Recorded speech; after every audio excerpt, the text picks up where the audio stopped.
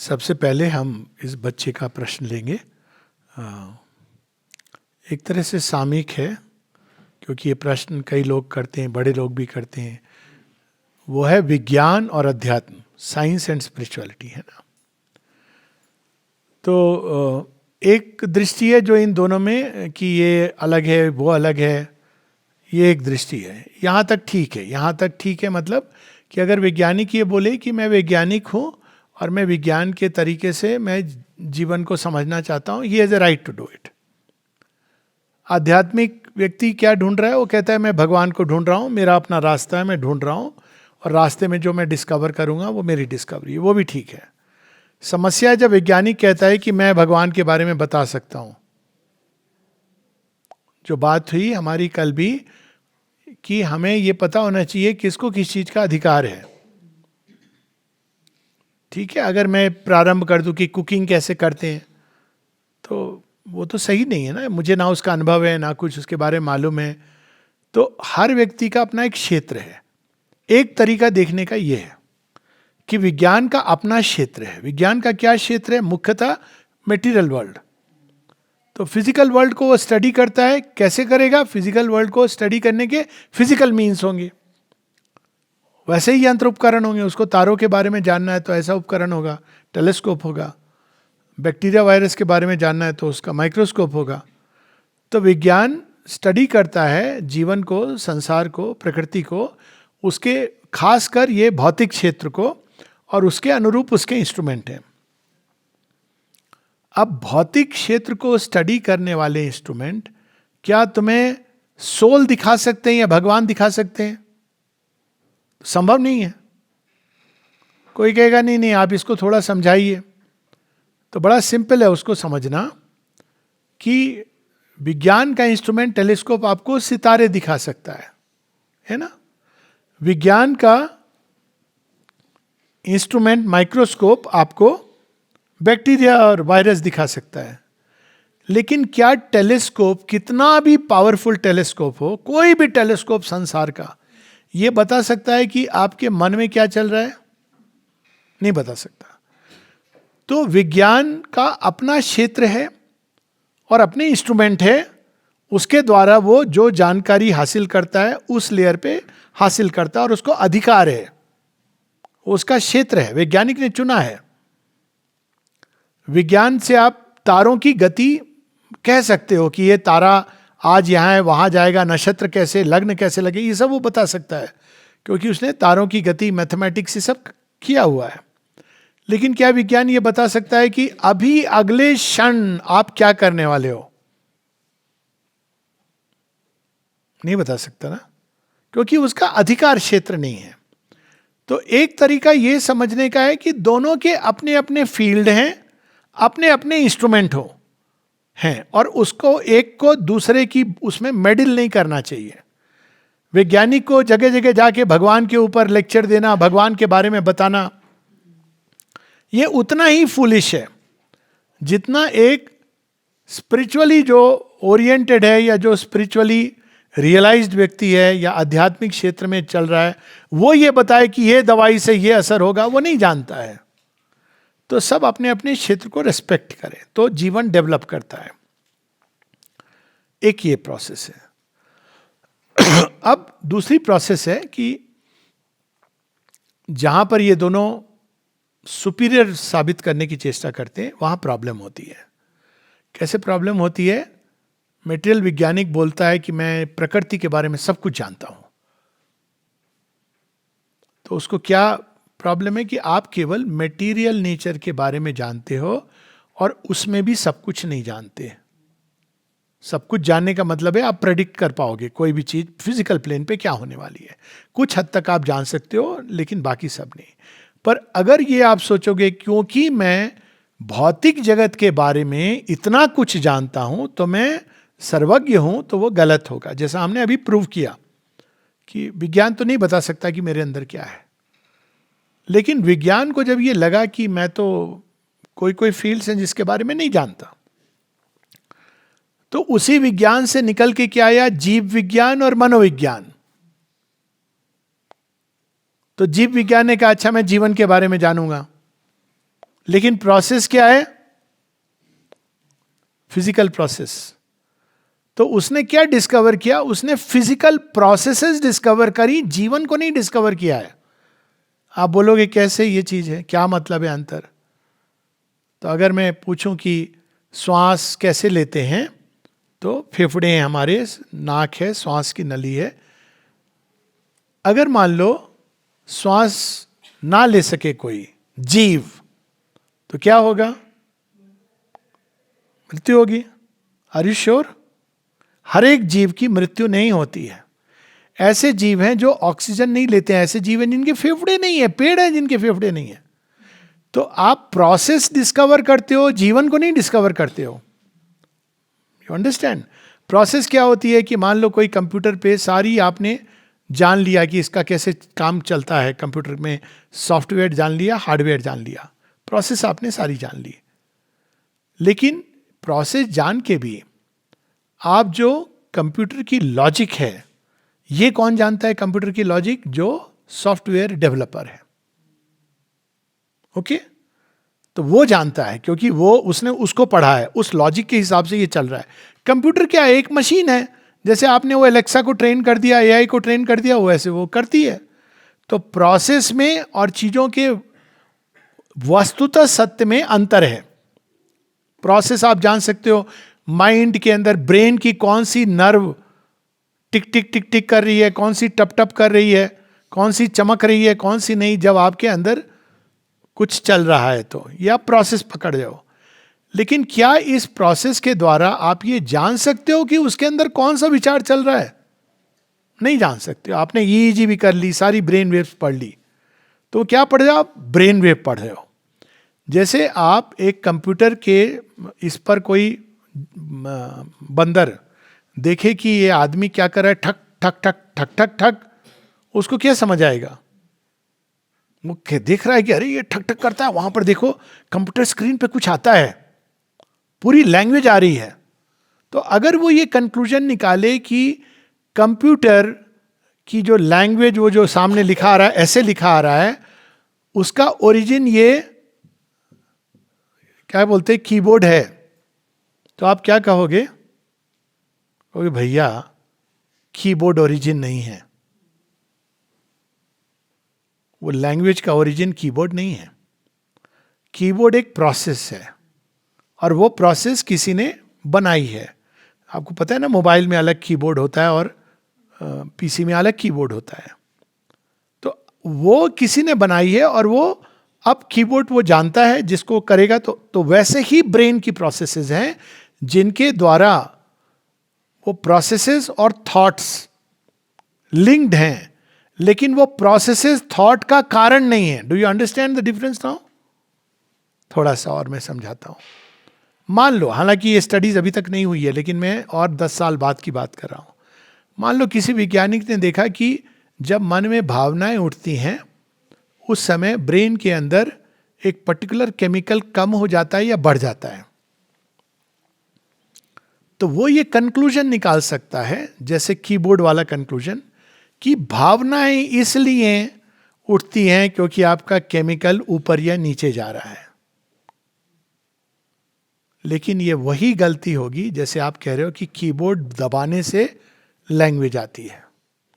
ये नेचर ने ये डेवलप किया है इस तरह का सिस्टम, पर यह संभव है कि ब्रेन आपका बिल्कुल साइलेंट हो और फिर भी आपके अंदर भावना की तरंगे और थॉट करेंट्स आ जाए। ये संभव है क्योंकि वो एक इक्विपमेंट है, मशीन है, दैट्स ऑल। तो ब्रेन मशीन है, माइंड नहीं है। नेचर ने ब्रेन डेवलप किया है ताकि माइंड की तरंगे, कुछ तरंगे वो कैच कर सके। कोबरे के अंदर वो तरंगे नहीं आएंगी, उसके अंदर भी ब्रेन है। हाथी के अंदर वो तरंगे नहीं आएंगी, हाथी बोल नहीं सकता क्योंकि उसका ब्रेन ऐसा डेवलप्ड नहीं है। आप कितनी भी कोशिश कर लो एक बंदर को सिखाने की, देख बच्चे 2+2 4 होता है। आप सर्कस में वो होता है ना डॉग, वो सिखाते हैं, ट्रेन करते हैं 2, तो वो डॉग जाके 2 लाता है। फिर कहते हो प्लस, वो प्लस ले आता है। 2 ले आता है। इक्वल, वो जाके इक्वल टू ले आता है। 4 तो 4 ले आता है। Does it mean that the dog knows mathematics? उसी तरह की चीज है कि ह्यूमन बॉडी एक इंस्ट्रूमेंट और इक्विपमेंट है। नेचर ने इसको ऐसे डेवलप किया है कि ये कुछ चीजों को समझ सकता है, कुछ को नहीं समझ सकता है। और वो किसको समझेगा नहीं समझेगा ये इवोल्यूशन के साथ आता है। जैसे फॉर एग्जाम्पल, आप डॉग को या मंकी को कितना भी ट्रेन कर लो, कि एक्सपेरिमेंट किया है लोगों ने गुरिल्ले को ट्रेन करने की कि भाषा बोले, दिमाग तो उसका ब्रेन है, 98% जीन्स हमारी गुरिल्ले जैसी हैं बाय द वे, 98%। तो अब बहुत सारी जीन्स है, तो गुरिल्ला का दिमाग तो है ही ना, उसका ब्रेन तो है। कोशिश कर करके लोगों ने देखा अधिक से अधिक वो 8 शब्द ऐसे सीख जाएगा। साइन लैंग्वेज सिखाई है लोगों ने, कोशिश की है गुरिल्ले को। लेकिन जो बच्चा है उसको ये सब करने की जरूरत नहीं होती है। बच्चा जन्म से ही पिकअप कर लेता है, मम्मी पापा तीनों सुनता है, पिकअप कर लेता है। क्यों? अब उसका ब्रेन इस तरह से इवॉल्व किया है नेचर ने कि अब ये ह्यूमन लैंग्वेज को सीख सकता है। क्या ये संभव है कि डेवलपमेंट एक मशीन का, अब ये मशीन की सीमा हो गई ना, तो ये मशीन अपनी सीमा में ये सब कर सकती है। अब अगर ये मशीन अपग्रेड हो जाए तो हो सकता है बहुत कुछ है जो ये कर सके। मतलब ये संभव है कि नेचर हमको और इतना इवॉल्व करे कि हम और चीजों को पकड़ सकें जो अभी हम नहीं पकड़ पाते। अब इसको एक दूसरे लेवल पे ले जाओ। आंखों से आत्मा भगवान दिखते हैं? नहीं दिखते। तो क्या हमको ये कंक्लूजन निकालना चाहिए कि है नहीं? क्यों? गलत कंक्लूजन है, आई एग्री। क्यों नहीं है? गाय को तो केवल काला और सफेद दिखता है, ठीक है, पर अगर गाय ये कंक्लूजन निकाले कि रंग होते ही नहीं, तो हम क्या कहेंगे? भाई तेरी आंखों की सीमा है। ओके?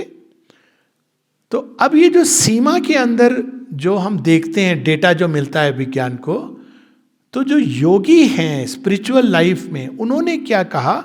उन्होंने क्या किया? इस सीमा के परे कोई और संसार है, कुछ और है जो हम देख नहीं पा रहे। सीमा का तो पता चल गया कि इतनी सारी ध्वनि की तरंगों में से आप इतनी कैच कर पाते हो।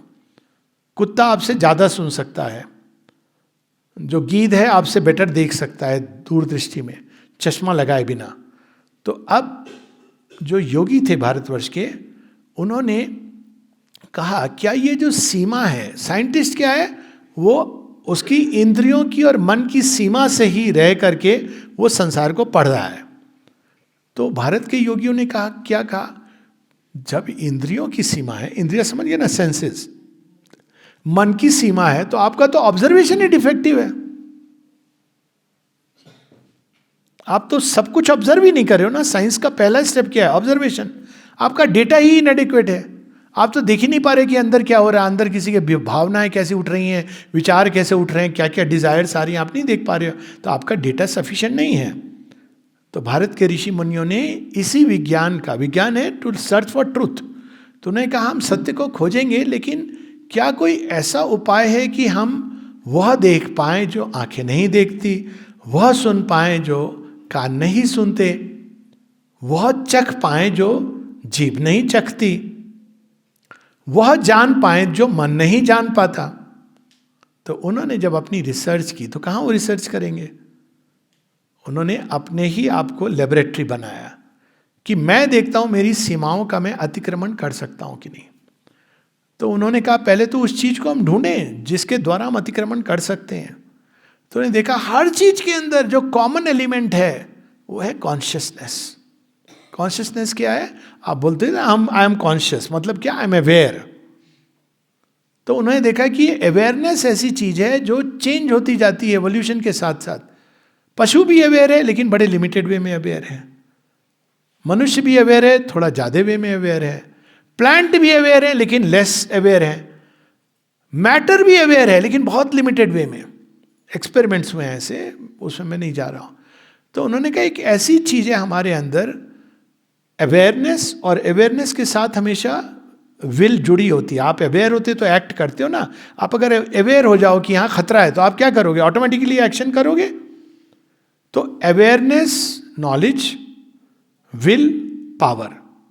तब उन्होंने कहा ये चीज है, पहले हम इसको पकड़ें।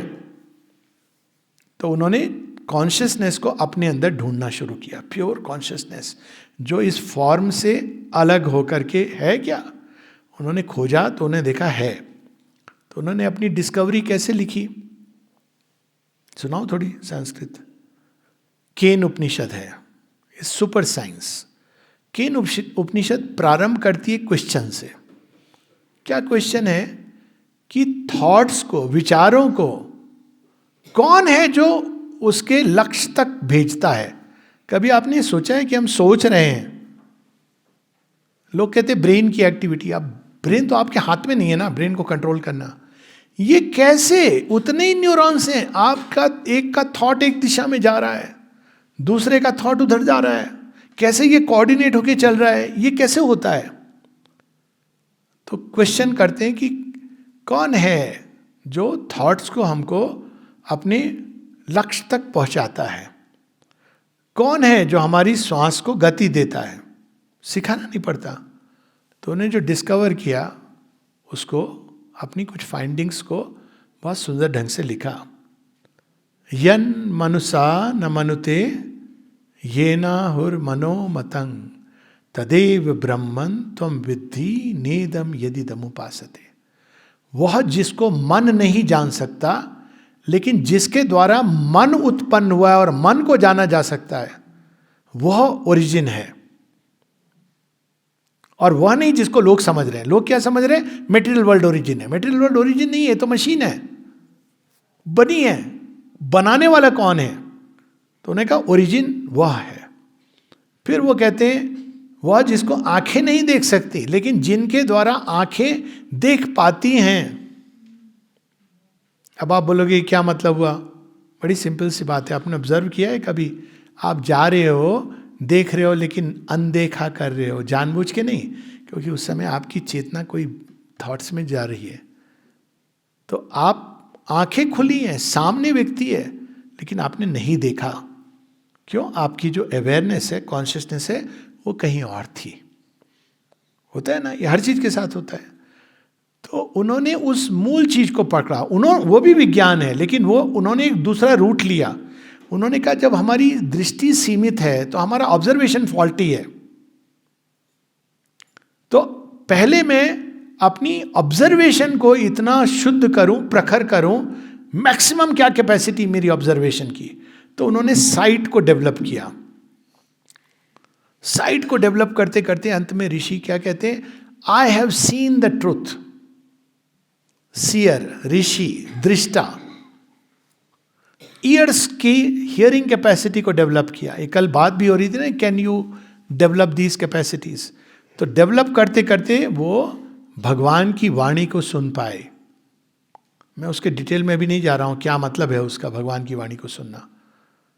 उस सूक्ष्म तरंग को उन्होंने कैच किया। नॉर्मल एक व्यक्ति उसको नहीं कैच कर पाता है, क्योंकि नेचर ने उसका डब्बा इतना ही बनाया है। ठीक है। तो ऐसे करके जब उन्होंने अपने आप को डेवलप किया, तो उन्होंने देखा कि अगर मैं अल्टीमेट डेवलप करके अपनी कॉन्शियसनेस को, ओरिजिन जो all powerful, all knowing consciousness है, उससे आइडेंटिफाई कर लूं, एक हो जाऊं, तब मैं यह सब भी जान सकता हूं जो मटेरियल साइंटिस्ट खोज रहा है, और बेटर जान सकता हूं। ठीक है? Is it clear? Step by step. हाँ बोल।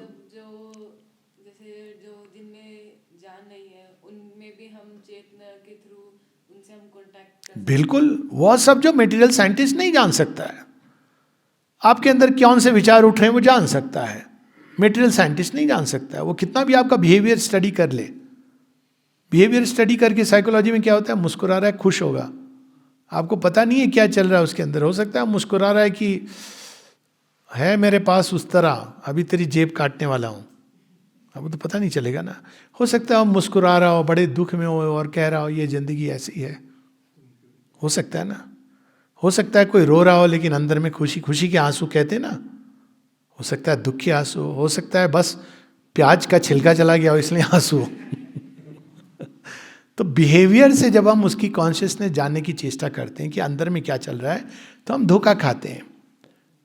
लेकिन जब हम अपनी कॉन्शियसनेस को ओरिजिनल कॉन्शियसनेस से आइडेंटिफाई कर सकते हैं, तब हम सब जान सकते हैं। कैसे? अब आप बोलोगे कैसे जान सकते हो? अब और इसको थोड़ा इलेबोरेट करें। आपके अंदर क्या चल रहा है सबसे ज्यादा कौन जान सकता है? यू योरसेल्फ, जितना भी लिमिटेड वे में, बट यू योरसेल्फ। अब लॉजिक क्या थी स्पिरिचुअल साइंस की? ये भी साइंस है। इसकी लॉजिक ये थी कि सृष्टि का ओरिजिन तो एक ही होगा। ये तो नहीं होगा आपका ओरिजिन कुछ है, इनका ओरिजिन कुछ है, जड़, ओरिजिन तो एक ही होगा। आप उसको कुछ भी बोलो, एनर्जी बोलो, बिग बैंग बोलो, जो भी हो, ओरिजिन एक होगा। तो जब वो ओरिजिन अनेक बनेगा तो ओरिजिन का कुछ तत्व तो हर चीज के अंदर होगा। आपके अंदर भी ओरिजिन है, मेरे अंदर भी ओरिजिन है, टेबल के अंदर भी ओरिजिन है, वृक्ष के अंदर भी ओरिजिन है। तो अगर आपको वृक्ष को जानना है, आप ओरिजिन के साथ जुड़ गए हो, तो आप वृक्ष को कैसे जानोगे? अंदर से बाहर की ओर। आप ठीक जानोगे कि वृक्ष के अंदर क्या चल रहा है। वो तो बोलेगा नहीं आपको कि मेरे को कोई काटने वाला है, दुख हो रहा है मुझे, लेकिन आप वृक्ष की संवेदना को समझ जाओगे। सब जान जाओगे, इवन मटेरियल चीजों के बारे में। तो ये भी साइंस है, लेकिन इस साइंस की अप्रोच ज्यादा कंप्लीट है।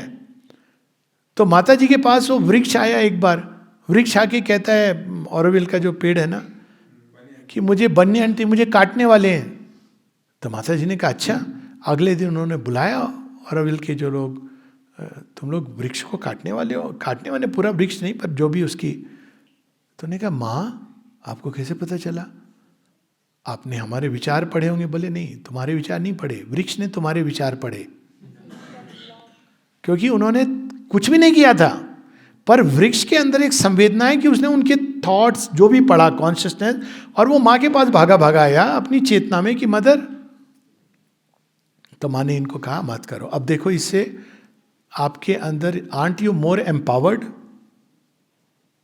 एम्पावर्ड मतलब आपके अंदर बादलों को बहुत फ्लड आ रहा है, अब उसको रोकने का एक तरीका ये है, समुद्र उफन रहा है, सुनामी आने वाली है, एक तरीका ये है कि आप बाहर से उपाय कर रहे हो। और आध्यात्मिक विज्ञान क्या है? आप अंदर से समुद्र के साथ संपर्क करके कहते हो हे समुद्र शांत हो जा। याद आ रही है कोई कहानी? नहीं, वो तो सुनामी में तो हुआ था माता, रामायण होता है ना। समुद्र कहता है मेरा तो स्वभाव है, मेरी प्रकृति है, मैं क्या करूं, मैं अपनी प्रकृति से बंधा हूं। पर राम तो ओरिजिन को धारण किए हुए अपने अंदर, कहते तेरी प्रकृति के अंदर से ही रास्ता निकालना है तुझे। तो कहता है ठीक है, मैं और तो कुछ नहीं कर सकता, लेकिन ये जरूर करूंगा कि ऐसे विशेष प्रकार के पत्थर हैं वो तैरेंगे मेरे ऊपर।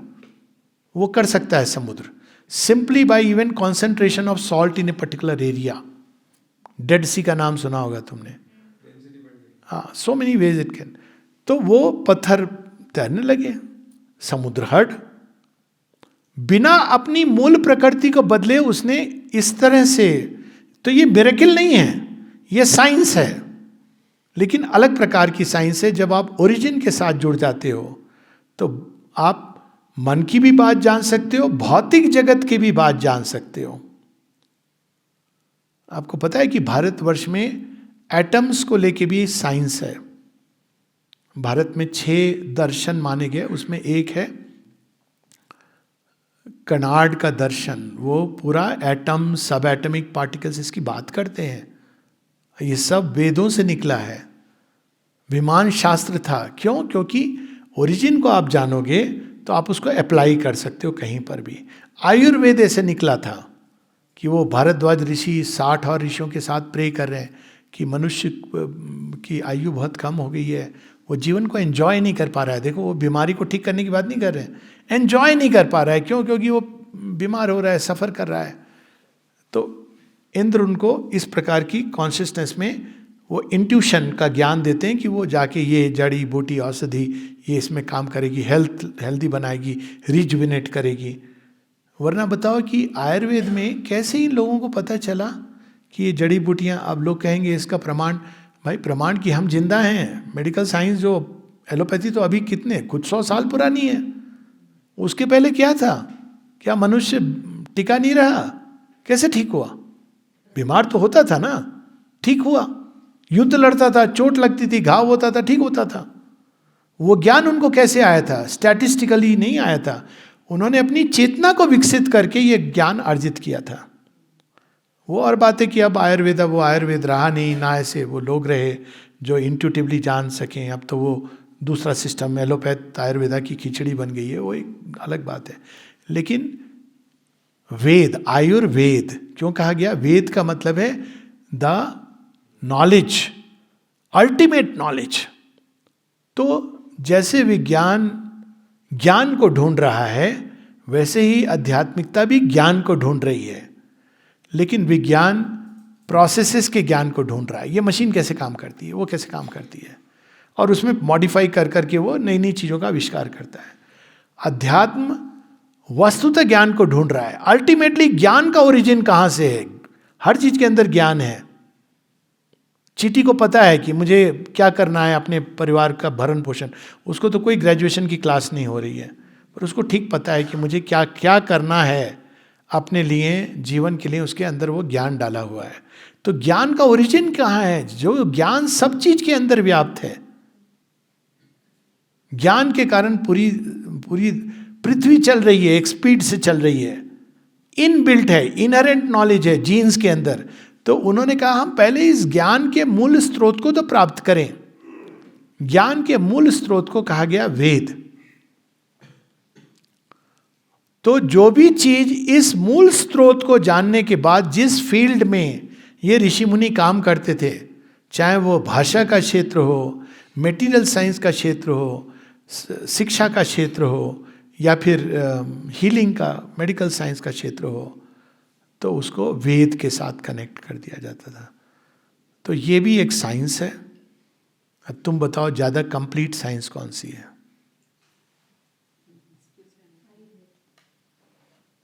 तो spirituality is a more complete science, because if you know the source you can know everything. Material science says you cannot know the source. I don't care about the source. I don't know. Source will be there. Logically they cannot deny it. I don't know what is source. तो वो जड़ जगत को देख के कहते हैं source भी मैकेनिकल है. लेकिन अगर सोर्स मैकेनिकल है तो इंटेलिजेंस कैसे आई, ये उसमें प्रॉब्लम. इसमें तुमको नहीं ले जा रहा हूँ हाँ फिलोसॉफिकल उसमें, कि अगर सोर्स केवल मैकेनिकल है तो इंटेलिजेंस कहाँ से डेवलप हुई उसके अंदर. तो जो ऋषियों की जो खोज थी ज़्यादा करेक्ट थी. डिफरेंस क्या था? मटेरियल साइंस कहती है material world is the only world, जड़ जगत ही केवल वर्ल्ड है.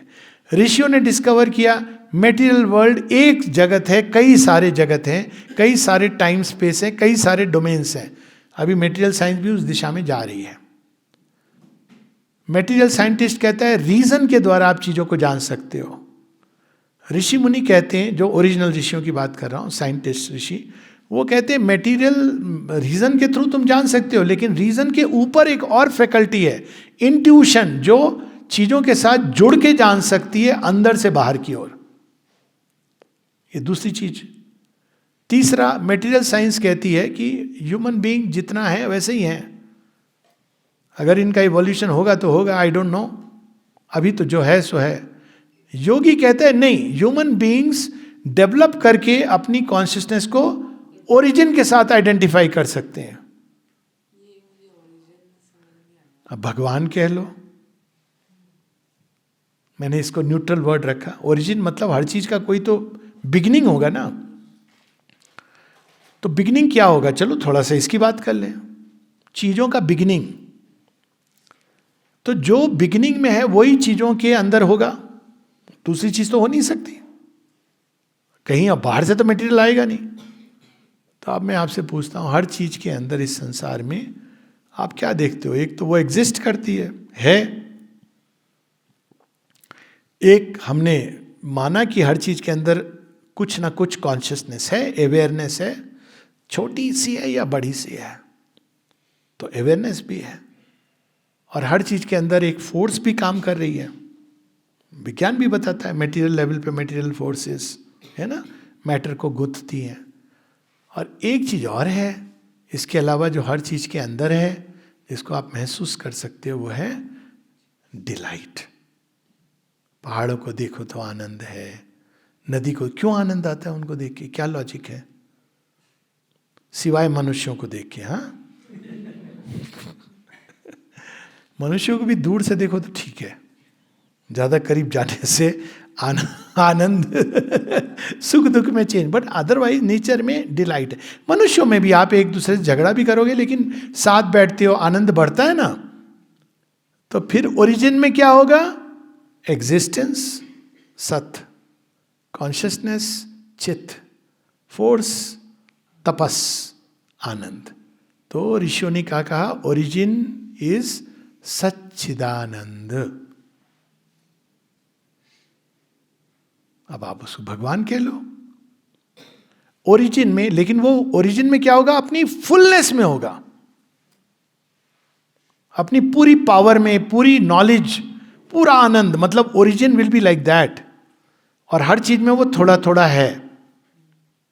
हम सब के अंदर थोड़ा जॉय है, थोड़े हम एग्जिस्ट करते ही हैं, किसी से कम किसी से ज्यादा पर एग्जिस्ट करते हैं। थोड़ी अवेयरनेस हमारे अंदर है और थोड़ी शक्ति भी हमारे अंदर है। लेकिन ओरिजिन हमारा पूर्ण शक्ति, पूर्ण आनंद, पूर्ण ज्ञान है। तो क्या होता है? हमारे अंदर हमेशा खिंचाव रहता है पूर्णता की ओर। हम भी पूरी तरह नॉलेजेबल बने, हम में भी पूरी शक्ति आ जाए, हम भी पूरा आनंद अनुभव करें। तो ये टसिल मनुष्य के अंदर चलती है। वो ट्राई करता है पहले बाहरी मीन से, फिर ट्राई करता है इनर मीन से, आउटर मीन से। जब वो ओरिजिन को खोजता है तो वो विज्ञान, जिसको हम अभी कहते हैं, वो एक तरह का मेटीरियल विज्ञान, मेटीरियल साइंस। जब वो इनर मीन से खोजता है तो वो अध्यात्म ज्ञान है, विज्ञान है। दोनों विज्ञान है, दोनों एक ही चीज को खोज रहे हैं, लेकिन दोनों के तरीके अलग हैं। और चूंकि उनके तरीके अलग हैं, उनकी डिस्कवरीज भी बड़ी यूनिक है। ओके, ओरिजिन इज, अब गॉड वर्ड से क्या होता है ना, लोग दाढ़ी वाला बाबा एक सोचने लगते हैं, भगवान तो दाढ़ी, एक हाथ में छड़ी पकड़ी है, एक हाथ में रिवार्ड देंगे, तुम पुरस्कार देंगे, तुम मुझे पसंद आए तो मैं तुमको रिवार्ड देता हूँ, तुम पापी मैं मारूंगा। ये अब ये भगवान बोलने से ये प्रॉब्लम ये होती है, भगवान से लोगों ने अपने अपने बना रखे हैं। लेकिन भारत का अध्यात्म क्या कहता है? भगवान कौन है, क्या है? सच्चिदानंद। अब उस सच्चिदानंद भगवान के साथ जो आइडेंटिफाइड हो जाता है, जो जिसने उस ओरिजिन को पा लिया, एक हो गया, तो फिर हम उनके नाम के आगे जोड़ सकते हैं। सच्चिदानंद प्रभु राम, सच्चिदानंद घनश्याम, ओम सच्चिदानंद श्री अरविंद नमो नमः। क्यों? उन्होंने आइडेंटिफाई कर लिया, एक हो गए। तो जो एक हो जाते हैं वो आपको रास्ता भी दिखा सकते हैं। तो वो स्पिरिचुअल साइंटिस्ट हो गए जिन्होंने अल्टीमेट को पा लिया। तो आप मटेरियल साइंस पढ़ते हो तो आप जाते हो ना किसी कि भाई हमको पढ़ाइए फिजिक्स के बारे में। तो अगर आपको स्पिरिचुअल साइंस पढ़नी है तो आप कैसे पढ़ोगे? आप थोड़ी कोई एक फिजिक्स की लेबोरेटरी में जाके स्पिरिचुअल साइंस पढ़ सकते हो, नहीं। आपको ऐसे किसी के पास जाना पड़ेगा जिसने स्पिरिचुअल साइंस में अल्टीमेटली पहुंच गए हैं ओरिजिन को, तो वो आपको रास्ता बताएंगे। चलोगे तो चलो, वो तो आपके ऊपर है। मटेरियल आप फिजिक्स पढ़ने जाओगे, पढ़ोगे तो पास होगे, नहीं पढ़ोगे तो फेल होगे। तो स्पिरिचुअल साइंस में भी यही है कि रास्ता बताते हैं ऐसे लोग। और कुछ लोग हैं जो कहते हैं हाँ मैं चलूँगा, और जो चलते हैं वो एक हो जाते हैं, वो सब जान जाते हैं। इसका अल्टीमेट ट्रूथ इस तरह से, एक जाने सब जाने, सब जानत एक न कोई। लास्ट एग्जाम्पल के साथ में रुकूंगा। एक को जानने से आप सब जान सकते हो। एक मतलब ओरिजिन। सब जान के आप एक को नहीं जान सकते। कैसे? आपके सामने मान लीजिए ये हॉल है, कोई आपको कहे इस हॉल के ऊपर एक ऐसे लिखिए, तो तुम सब डिस्क्राइब कर दोगे। इतने लोग हैं, इतनी कुर्सी है, सफ़ेद दीवार है, ये है वो है। वहाँ बैठ के रिकॉर्डिंग करते करते सो रहे हैं, वो जाग रहे हैं, या ये सब लिख दोगे आप, है ना? ये सब डिस्क्राइब कर दोगे। लेकिन क्या चीज़ है जो आप नहीं देख पा रहे, जो है, जिसके कारण ये सब है, जो कॉज है? क्या हो रहा है यहाँ पे? सत्संग हो रहा है। तो जब आप ओरिजिन को जानते हो तो चीज़ों का कारण जानते हो। अगर वो कारण हटा दो तो ये क्या है? ये क्राउड है। अरे हमने देखा एक और, पता नहीं लोग बैठे थे कुछ कुछ बोल रहे थे, क्या किस भाषा में, हिंदी इंग्लिश मिक्स करके, ना जाने क्या हो रहा था। किसी की आंखें बंद थी, किसी की खुली थी, जिसकी खुली थी उसकी अंदर की बंद थी, जिसकी बंद थी उसकी और यही सब हो रहा था कुछ कुछ। ये तो खैर तो कहने का मतलब ये है कि लेकिन जब आप ये कहते हो, अब इसी चीज को आप एक वर्ड में कह सकते हो। कोई पूछे कि आप भाई वहां क्या हो रहा था, तो आप बोलो क्या हो रहा था, अच्छा इतने लोग थे, इतनी कुर्सियां थी, या आप कहोगे सत्संग हो रहा था, तो समझ जाएगा क्या हो रहा था। ठीक है, तो उसी तरह से उस एक को जान लेने से हमको जीवन का कॉज, ओरिजिनल कॉज, क्यों एकत्रित हुए यहां, सत्संग के कारण। कुर्सियां क्यों लगी, सत्संग होना है इसलिए। माइक का अरेंजमेंट क्यों हुआ, सत्संग होना है इसलिए। सो वही ओरिजिन हर चीज का कॉज है। उसको जब आप जानते हो तो वाई को जान लेते हो, और अगर उसको नहीं जानते हो तो आप केवल प्रोसेस, हाउ को जानते हो। आप सब मान लो कोई बीबीसी का रिपोर्टर रिपोर्ट करता, वो कहता 8:30 8:15 बजे से 9:30 बजे तक की एक्टिविटी वो रिकॉर्ड करके आपको सब बता देता, लेकिन उसको ये नहीं पता है कि यहाँ सत्संग हो रहा है। तो क्या हुआ, उसने बड़ा एक्यूरेट डेटा दिया है, लेकिन असल चीज को वो नहीं जानता। Okay, it covers the topic completely. ठीक है, science as it is answers the how, the processes not the why. Without the why you don't know the cause of things.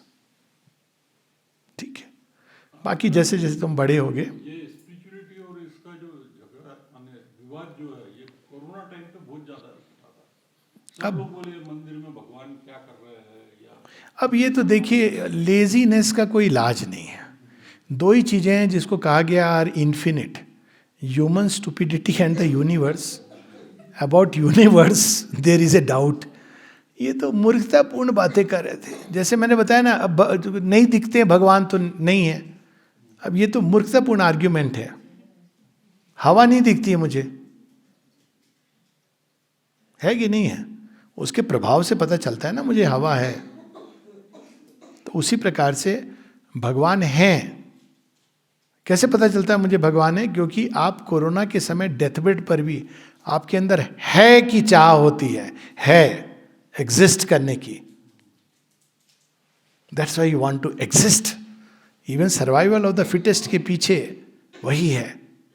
जो चीज एग्जिस्ट करती है वो एग्जिस्ट करना चाहती है। तो ये अब आर्ग्यूमेंट तो वो तो दोनों ही तरफ से फुलिश आर्ग्यूमेंट हुए, स्पिरिचुअल तरफ से भी, क्योंकि लोग इसकी गहराई में नहीं जाते हैं। वो इधर उधर सुपरफिशियल ज्ञान, सो कॉल्ड स्क्रिप्चर पढ़ लिए, इनसाइट नहीं डेवलप करी, स्वयं नहीं चले रास्ते पर। क्योंकि स्पिरिचुअल, जैसे एक साइंटिस्ट है, अगर आप बोलोगे जीन्स के बारे में क्योंकि आपने किताब में पढ़ा है, वो बहुत अलग चीज होगी देन समबडी जिसने जीन्स पे रिसर्च की है। मतलब GENES वाला जीन्स, हाँ JENS वाला जीन्स नहीं, ठीक है, समझ गए ना। हाँ, तो हंसो, कोई बुराई नहीं है। तो उसी तरह से स्पिरिचुअलिटी में आपने किताब पढ़ ली, भगवान होते हैं, भगवान, अरे भगवान है हम मानते हैं, ये नहीं है साइंस। मानने और जानने का जो भेद है ये जानना चाहिए, इंपॉर्टेंट है। जो मानते हैं जानते नहीं, वो रिलीजनिस्ट हैं।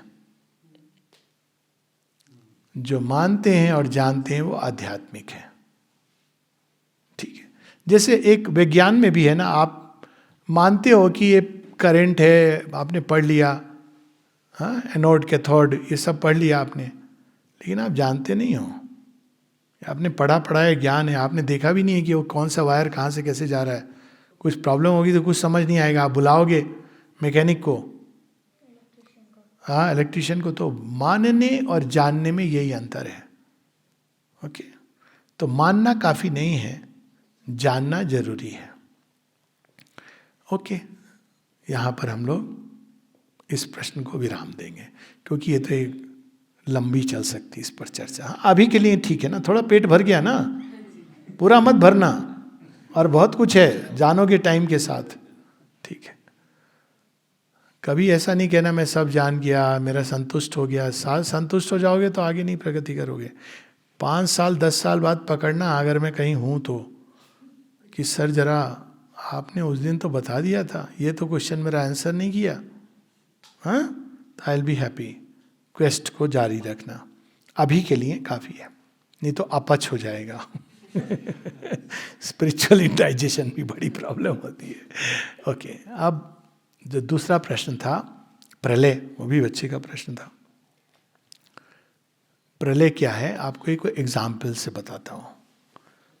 आप संसार की जगह एक छोटी सी चीज ले लो। आप कोई चीज बना रहे हो, एक्सपेरिमेंट कर रहे हो। Supposing you are making Lego toys होते हैं ना, उसमें you are making a bridge. Listen, don't have to write, you will understand better, हाँ, लेटर ऑन यू राइट। तो आप जब लेगो खेल के ब्रिज बना रहे हो, आप बनाते बनाते या पजल सॉल्व कर रहे हो, आप बीच में फंस गए, अब आपको सॉल्व नहीं हो रही है पजल, तो आपने फिर उसको हटा दिए सारे, फिर से उस पजल को ट्राई किया।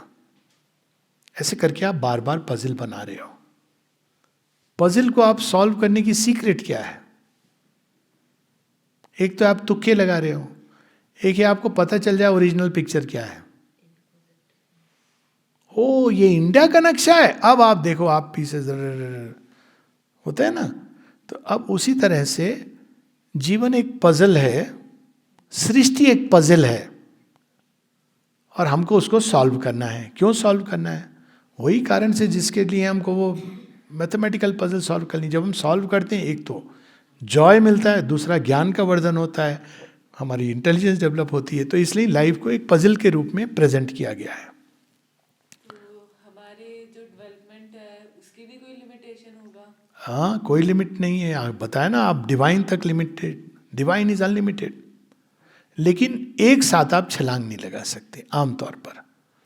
तो आप एक हद तक सॉल्व करने जाते हो, फिर आप इसके आगे कहते हो, अंगद जी ने बोला ना, मैं चला जाऊंगा शायद लेकिन वापस नहीं आ सकता।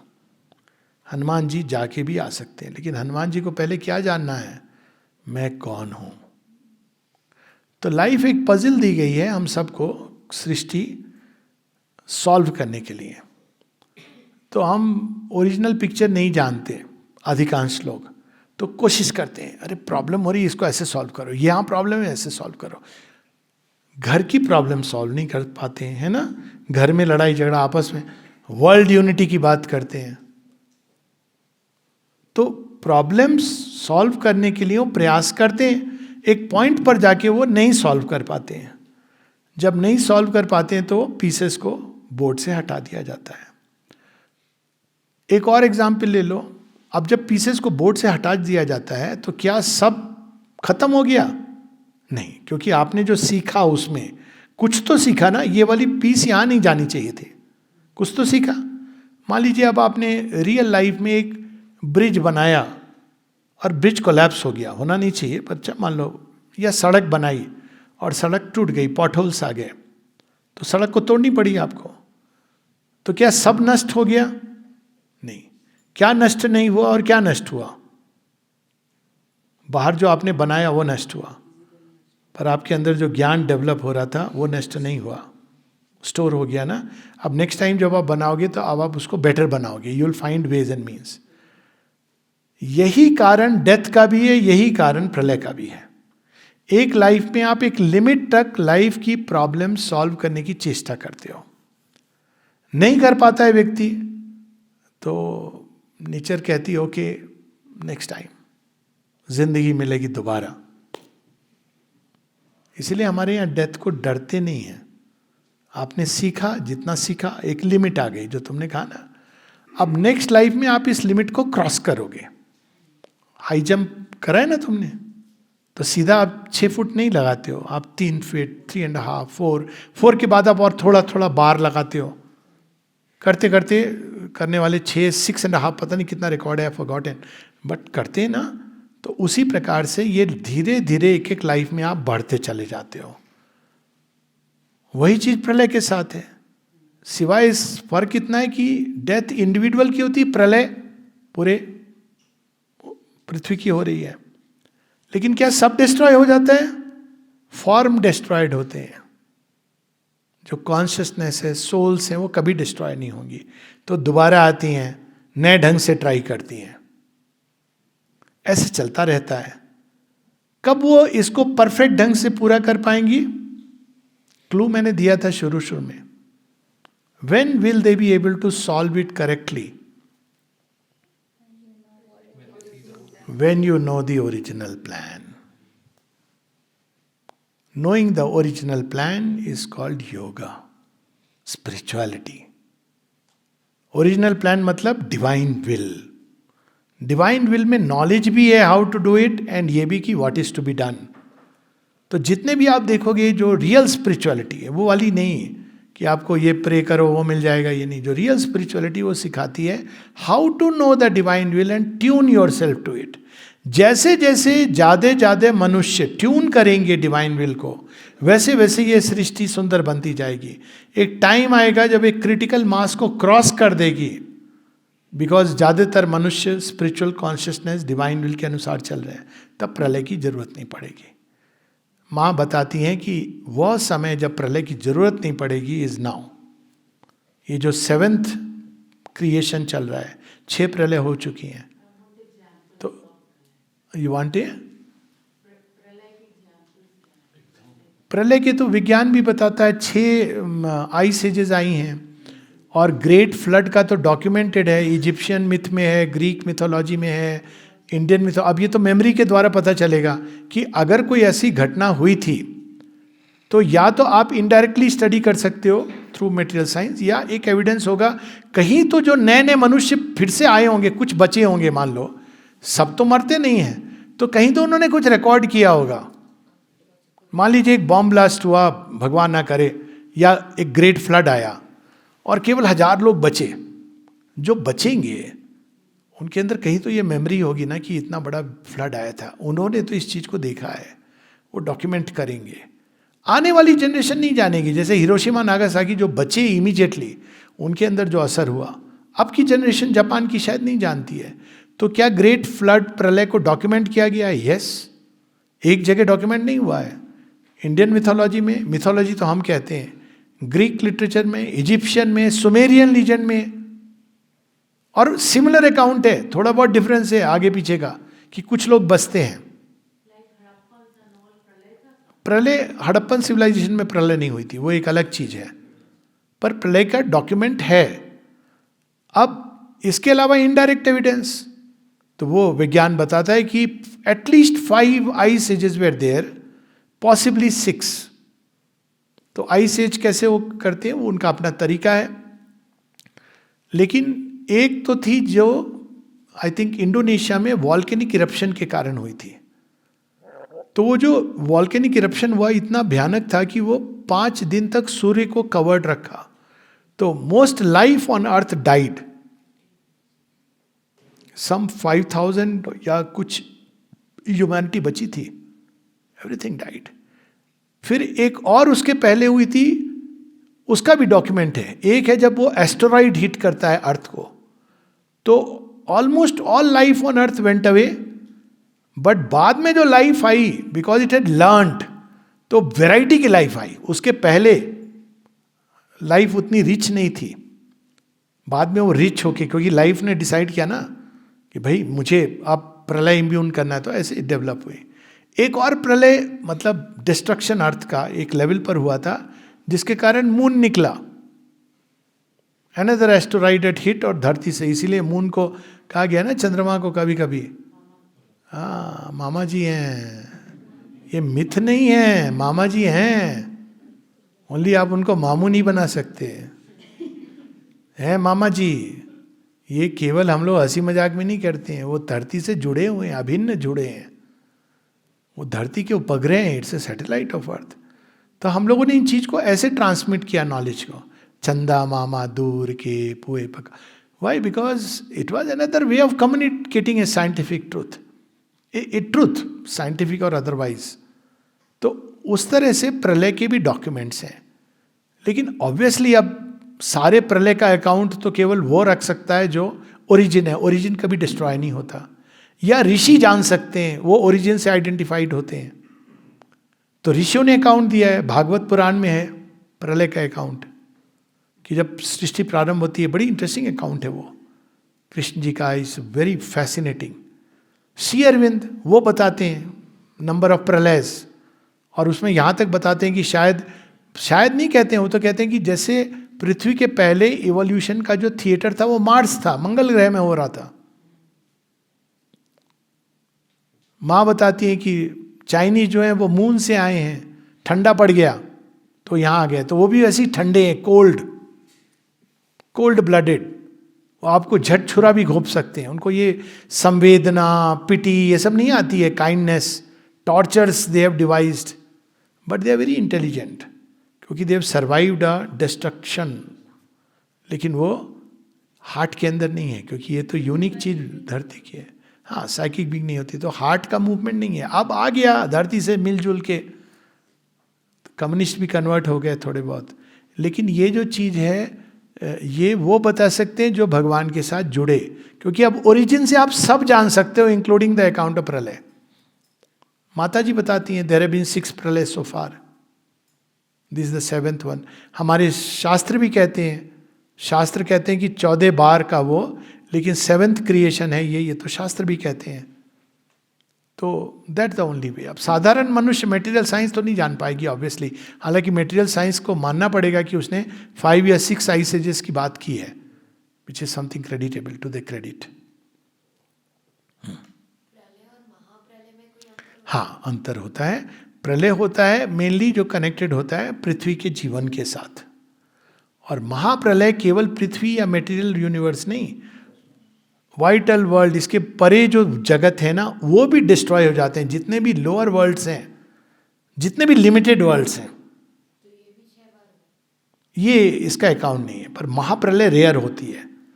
महाप्रलय मतलब केवल ये वर्ल्ड नहीं, वाइटल वर्ल्ड जो प्राण की जगत है वो भी लिमिटेड है, माइंड वर्ल्ड्स वो भी लिमिटेड है।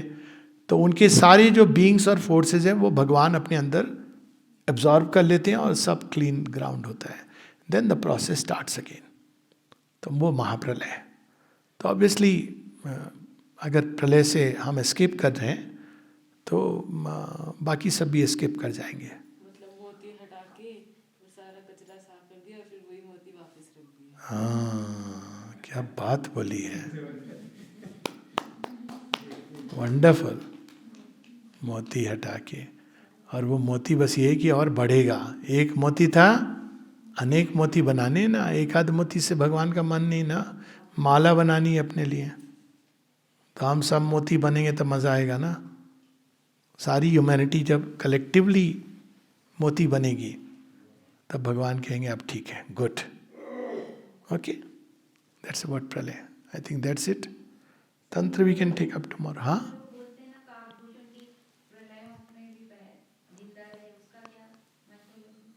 कुछ नहीं उसका काकभूषुंडी दूसरे डायमेंशन के जीव हैं। ऑब्वियसली वो धरती वाले कौवे तो है नहीं, पर वो जब अपने आप को पृथ्वी पार्थिव जगत में मैनिफेस्ट करते हैं तो ये आकार लेते हैं, क्योंकि उनकी प्रकृति के अनुरूप है।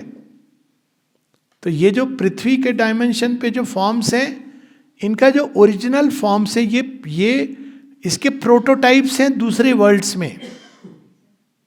अब इसके अगर हम डिटेल में जाएं तो क्रिएशनिज्म और इवोल्यूशन को रिकंसाइल किया जाता है। यानी ह्यूमन फॉर्म, ये ह्यूमन है ना फॉर्म, लेकिन ह्यूमन फॉर्म का ओरिजिन कहाँ हुआ? इवोल्यूशन से तो बाद में आया। ह्यूमन फॉर्म का ओरिजिन ओवर माइंड के प्लेन पर है, वेरी हाई।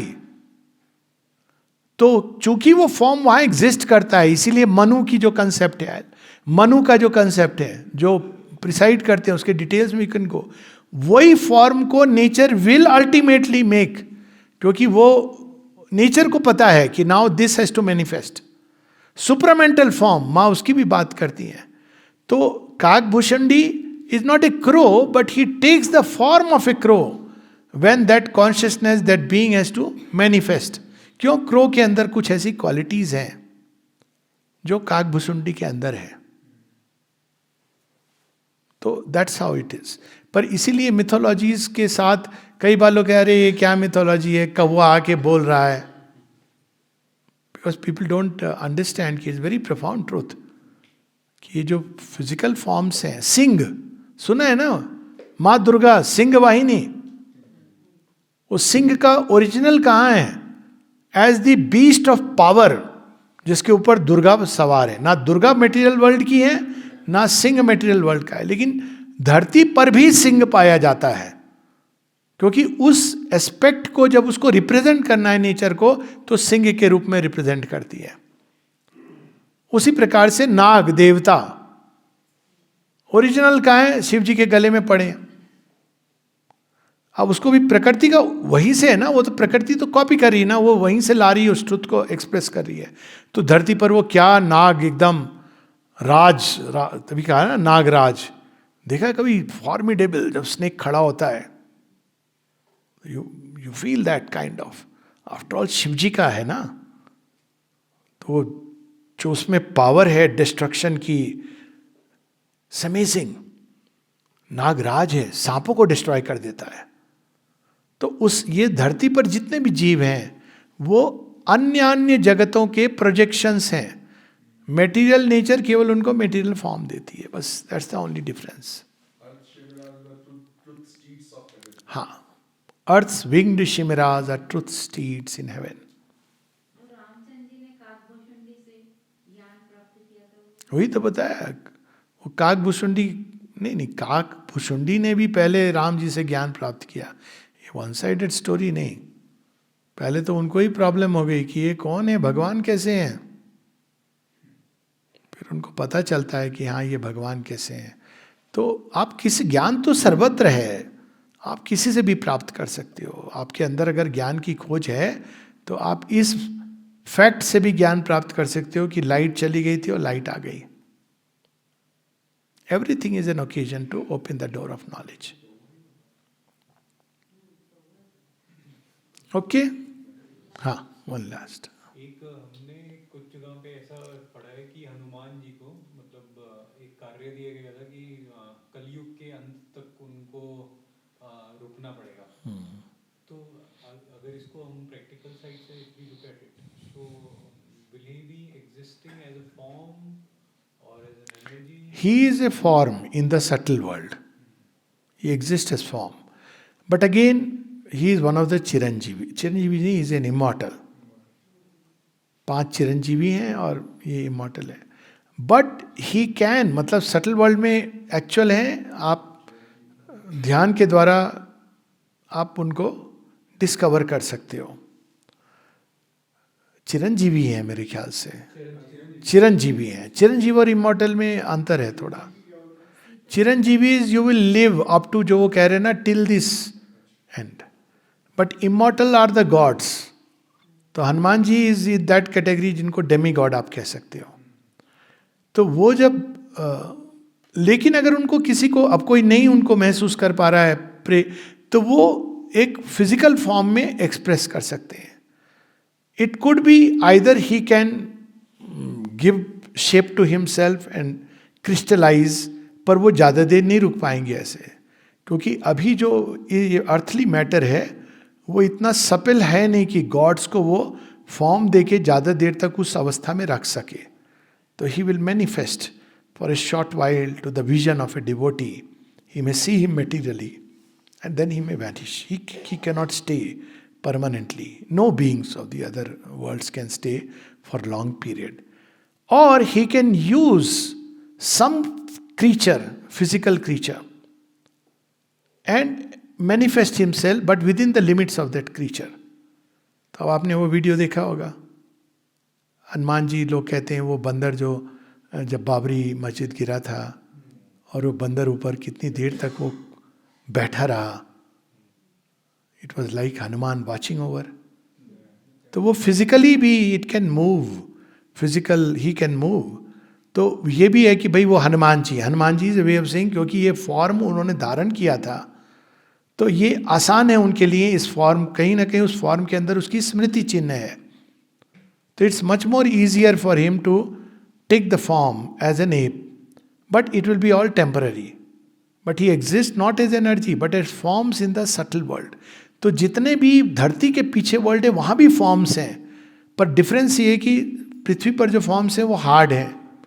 जैसे जैसे आप चेतना ऊपर जाती है फॉर्म्स प्लास्टिक होने लगते हैं। इसीलिए एक देवता कई रूप ले सकता है, क्योंकि वो हायर मेंटल वर्ल्ड में तो it can take many forms. Subtle physical world के जो होंगे उनकी लिमिटेड कैपेसिटी होगी. हनुमान जी प्राण जगत में है, तो अगर कोई साधना करेगा तो उनको दर्शन होंगे. कई गॉड्स जिनका यूज खत्म हो जाता है, जैसे इजिप्शियन गॉड्स है, ग्रीक गॉड्स है, कोई अब ह्यूमंस उनके ना तो प्रे कर रहा है ना इवॉल्व कर गए. वो डिसॉल्व हो जाते हैं या इवॉल्व, गॉड्स की इवोल्यूशन तो वेदों में भी है. वेदों में जो इंद्र हैं, पुराणों के जो इंद्र हैं अलग हैं. तो ये जो गॉड्स हैं, they are what, they are powers of the higher worlds. लेकिन जो अल्टीमेट, जो हाईएस्ट पावर्स हैं गॉड्स की, गॉड एक अलग, गॉड्स अलग सब्जेक्ट है जिसको मैं maybe I discuss in detail. पर वो जो गॉड्स हैं जब एक्सप्रेस करते हैं तो मनुष्य जितना डेवलप्ड है उसके अनुरूप वो एक्सप्रेस करते हैं. और ये हम समझ सकते हैं best through the understanding of the 10 महाविद्यास. जो असुर होते हैं वो ज्यादातर उनके लिए आसुरी, काली आसुरी के रूप में आती हैं. तंत्र साधना में जो अनडेवलप्ड कॉन्शियसनेस है, एनिमल लाइक है, उसके लिए शिव पशुपति के रूप में आते हैं. फिर जब वो और डेवलप्ड होता है तो वही शिव अलग रूप धारण करते हैं. मेरा क्वेश्चन तो था, मैं एक क्वेश्चन, जैसे इजिप्शियन गॉड्स जो थे, जो हाफ एनिमल हाफ हाँ. ह्यूमन थे, अब उनको कोई प्रे नहीं करता, कोई humanity not even Egypt are recognizing them. तो at that time are their function and their work is dissolved, जो pharaohs के टाइम पे थे.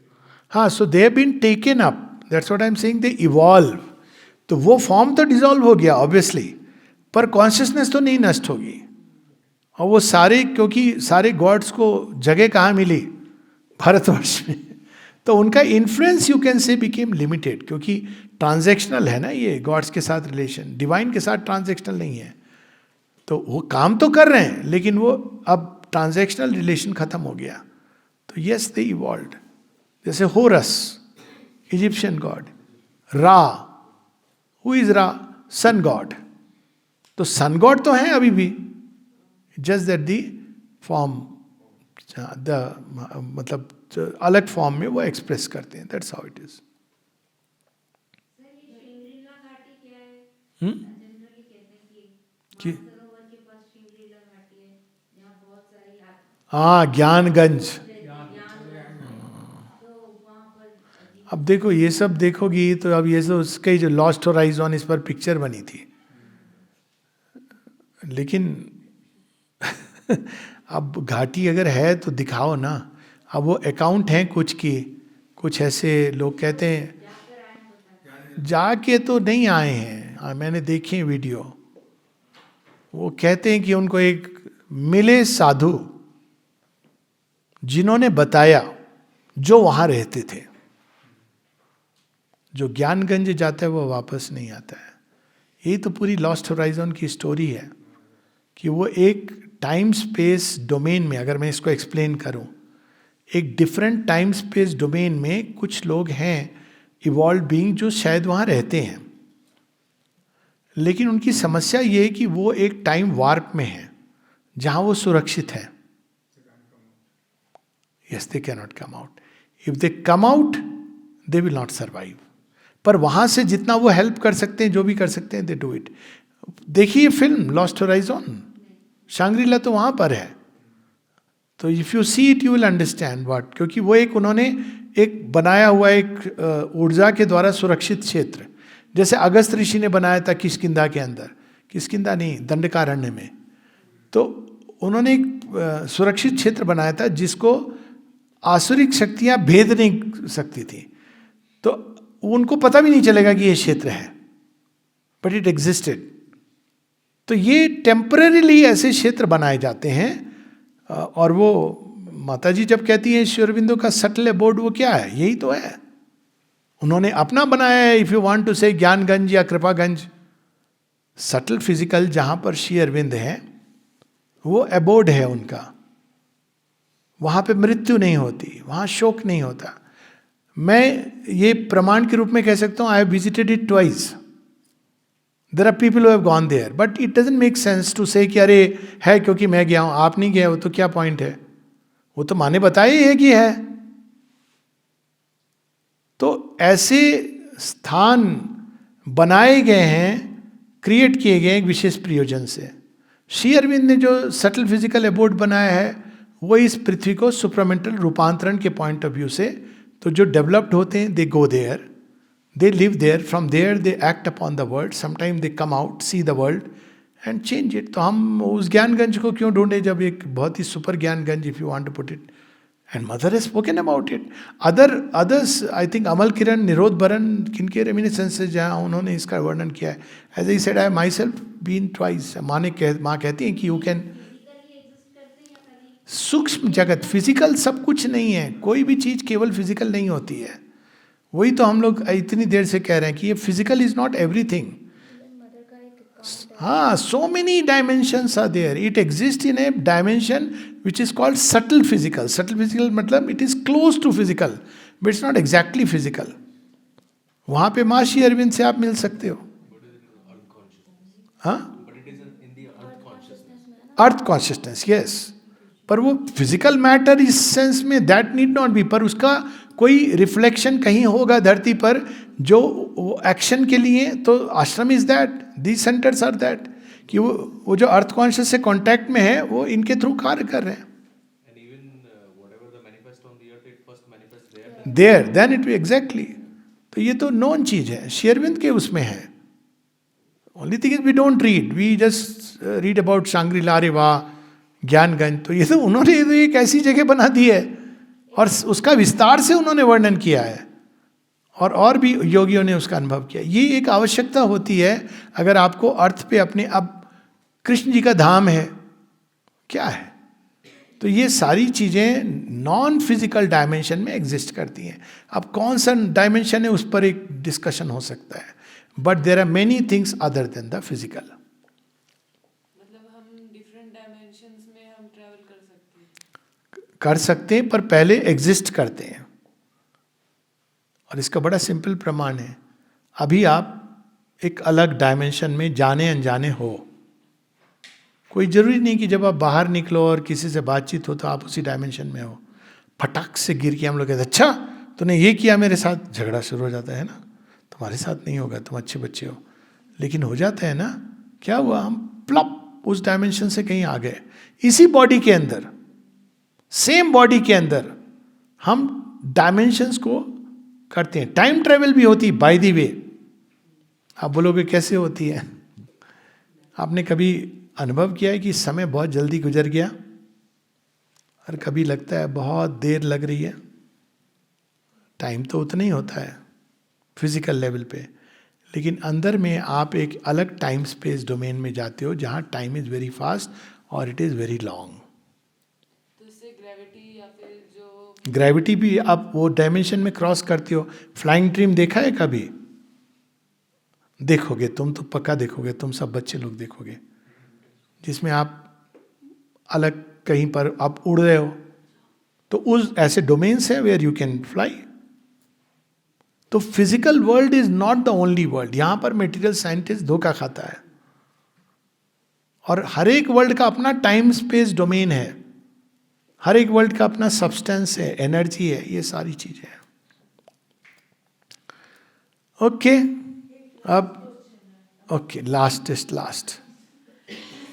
विश्वामित्र का उल्लेख रामायण में भी मिलता है, महाभारत की शुरुआत में भी मिलता किसका? है। विश्वामित्र का, हाँ जैसे कि रामायण में तो सब जानते हाँ हैं, हाँ हाँ। के पास ले गए थे। महाभारत में मेनका की शादी थी, भारत शांतनु है, तो क्या वो इमॉर्टल थे या फिर हाँ दो युगों में कितना डिफरेंस रहा? वो हाँ, इन दोनों उसको दो तरह से बताया जाता है। एक तो ये है कि वो ऋषि थे and he had that kind of life, और वो कंटिन्यू जीवन को प्रोलॉन्ग करके ही कंटिन्यू टिल देयर। पर एक दूसरा एक्सप्लेनेशन है जो ज़्यादा प्लॉसिबल है। आपको पता है कितने जनक थे? हाँ, मतलब नॉर्मली हम सोचते हैं एक Janak, but Janak is a lineage of kings. इसीलिए आप देखेंगे कि एक जनक के गुरु अष्टावक्र हैं, एक के यज्ञवल्क हैं। तो इट इज क्वाइट लाइकली कि गुरु के नाम से एक लीनिएज चलती थी। तो वो सारे लीनियज के विश्वामित्र की लीनियज को बिलोंग करते हैं. जैसे कई लोग हैं कहते हैं ना Aurobindonian, I don't like the word, okay, but ये एक लीनियज होती है जो ऋषि होते हैं उस कैटेगरी के, तो उनकी लीनियज के भी they take the name of that. आपने देखा होगा अभी कुछ लोग कहते हैं ना सरस्वती, तो उसमें बहुत सारे स्वामी, ये सरस्वती वो सारे सरस्वती. अगर आप नहीं जानो बैकग्राउंड तो you will be pretty confuse कि किसकी बात कर रहे हैं. कभी कभी तो नाम भी सेम होते हैं. तो ये कहना कि whether it's the identical Vishwamitra और he is one of those in the lineage of Vishwamitra जिसके शकुंतला का जन्म होता है, तो we don't know, that's very difficult to say, but the story is very beautiful. He is the only one जो सारे कितने अवतार देखते हैं, परशुराम को भी देखते हैं if I remember right. I think Narasimha अवतार को भी देखते हैं. नरसिंह अवतार के समय वो धरती के चक्कर लगाते हैं 7 बार, वो भी देखते हैं, नरसिंह अवतार को देखते हैं. और फिर वो महाभारत में तो होते ही हैं, रामायण में भी होते हैं. तो वहाँ मेरी अपनी जो इम्प्रेशन है जामवंत के बारे में कि फिजिकल कैरेक्टर तो वो हैं ही हर एक, बट अगेन वो सटल वर्ल्ड में एग्जिस्ट करते हैं. क्योंकि रीच के अंदर माँ ने कहा है first prototype of the psychic being emerged in the reach in a bear. और वो डिस्क्राइब करती हैं, बहुत सुंदर डिस्क्रिप्शन है उनका. She sees that bear sitting very mightily, very silent, quiet, psychic का प्रेजेंस, सारे एनिमल्स स्तब्ध और शांत हैं उसके आसपास, effect of the psychic. So Jamvant is probably the first prototype in the animal world who embodied the consciousness of the psychic. उसके पहले individualized नहीं है. जैसे वानर is the first prototype of the humanoid which embodied something of the human consciousness. So most likely, लेकिन क्योंकि अब physically तो ये मानना कि 7 बार घूम लिए, तो ओके